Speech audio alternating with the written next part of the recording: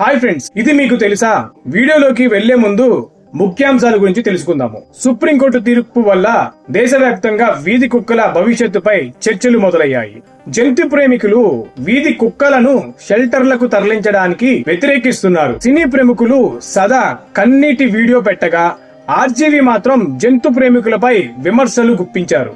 పెంపుడు కుక్కల కారణంగా కుటుంబ కలహాలు, ఆత్మహత్యా యత్నం జరిగాయి. అదేవిధంగా అంతర్జాతీయంగా మనం చూసుకున్నట్లయితే అమెరికాలో జరిగిన కుక్క కాటు కేసులో 15 ఏళ్ల తర్వాత న్యాయం జరిగిందనే విషయం కూడా మనం గమనించాలి. పూర్తి వివరాల్లోకి వెళ్ళినట్లయితే వీధి కుక్కలను షెల్టర్లకు తరలించాలి. ఢిల్లీలో మరియు ఎన్సీఆర్ ప్రాంతాల్లో ఉన్న అన్ని వీధి కుక్కలను వచ్చే 8 వారాల్లో షెల్టర్లకు తరలించాలని సుప్రీంకోర్టు ఆదేశించింది. ఈ తీర్పుతో దేశవ్యాప్తంగా చర్చలు మొదలయ్యాయి.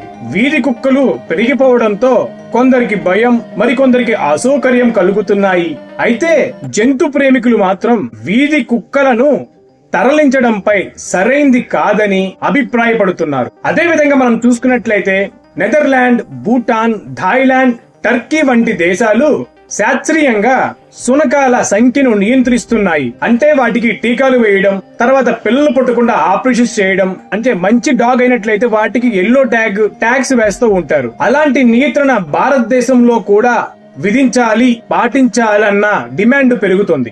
తెలుగు నటి సదా సుప్రీంకోర్టు తీర్పుపై తీవ్రంగా స్పందించారు. ఆమె సోషల్ మీడియాలో కన్నీళ్లు పెట్టుకుని వీడియో పెట్టి వీధి కుక్కలను షెల్టర్లకు తరలించడం పట్ల తన ఆవేదన వ్యక్తం చేశారు. కుక్కల జీవితం కూడా విలువైనదే, వీధుల్లోనూ వాటికి ఉండే హక్కు ఉండదా అని ఆమె తెలియజేశారు. ఈ వీడియో ప్రస్తుతం సోషల్ మీడియాలో వైరల్ అవుతుంది. అదే విధంగా రామ్ గోపాల్ వర్మ గారు కొన్ని విమర్శలు గుప్పించారు. మనం కుక్కల పట్ల మాత్రమే కరుణ చూపి కుక్కల దాడిలో చనిపోయిన మనుషుల పట్ల ఎందుకు కరుణ చూపటం లేదు అని ప్రశ్నించారు. కుక్కలను రక్షించాలనుకునే వారు ముందుగా వాటిని స్వయంగా దత్తత తీసుకోవాలని, వీధుల్లో వదిలేయకుండా తమ ఇళ్లల్లో పెంచుకోవాలని ఆయన స్పష్టం చేశారు. ఆయన వ్యాఖ్యలు సోషల్ మీడియాలో పెద్ద చర్చకు దారితీస్తున్నాయి.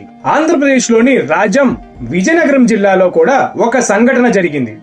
ఒక వ్యక్తి ఇంటి దగ్గర పొరుగింటి పెంపుడు కుక్క మలమూత్రాలు వేస్తూ ఉండటంతో పలుమార్లు హెచ్చరించారు. కానీ సమస్య పరిష్కారం కాకపోవడంతో ఇరు వర్గాల మధ్య గొడవలు పెరిగి చివరికి ఒక వ్యక్తి ఆత్మహత్యాయత్నానికి పాల్పడ్డాడు. ఈ సంఘటన పెంపుడు జంతువుల యజమానుల బాధ్యతలపై పెద్ద చర్చకు దారితీసింది. ఇప్పుడు నేను చెప్పేటువంటి సంఘటన అమెరికాలో జరిగింది. తెలంగాణ రాష్ట్రంలోని సూర్యాపేట జిల్లాకు చెందిన ఒక వ్యక్తి 15 సంవత్సరాల క్రితం అమెరికాలో కుక్క కాటుకు గురయ్యాడు.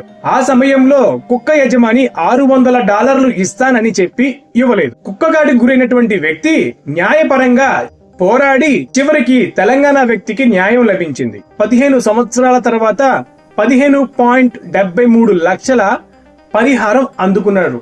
కొన్ని ప్రధానమైనటువంటి ఆధారాల ప్రకారం ప్రెస్ ఇన్ఫర్మేషన్ బ్యూరో ద్వారా 2022లో సుమారుగా 21,89,909 కుక్కకాటు కేసులు నమోదయ్యాయి. 2023లో 30,52,521 కుక్కకాటు కేసులు నమోదయ్యాయి.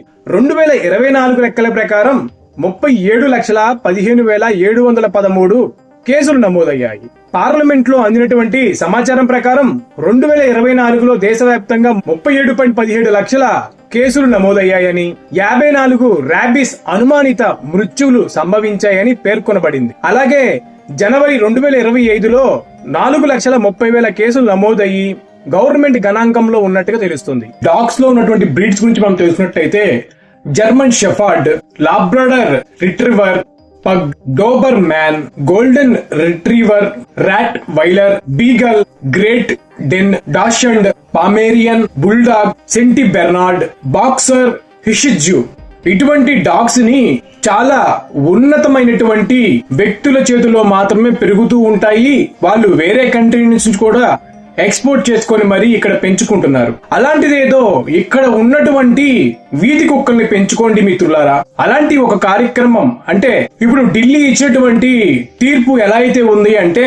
ఘనంగా ఒక కుక్కకు ఒక రోజుకు 110 రూపాయల చొప్పున ఖర్చు అవుతుంది అని, ప్రతిరోజు 11 కోట్ల వరకు ఖర్చు అవుతుంది అని ఎంసిడి అంచనా వేసింది. యానిమల్ బెర్త్ కంట్రోల్ విధానం ప్రకారం ఇప్పుడు ప్రతి కుక్కకు 800 రూపాయల వరకు సబ్సిడీ అందిస్తుంది. ఈ మొత్తం sterilisation, vaccination, post operative care మొదలైనవి వాటిలో ఉన్నట్టుగా తెలుస్తుంది. మీరు గనక వీధి కుక్కలని దత్తత తీసుకుంటే ఈ జంతు ప్రేమికులకు కూడా ఒక మంచి మార్గం అవుతుంది అని అభిప్రాయపడుతున్నాము. ముందుగా మనం తెలుసుకోవాల్సింది, కోర్టులోని న్యాయమూర్తులు మన మానవాళికి ఎటువంటి హాని కలగకుండా మనకి కొన్ని సూచనలు చేస్తూ ఉంటారు.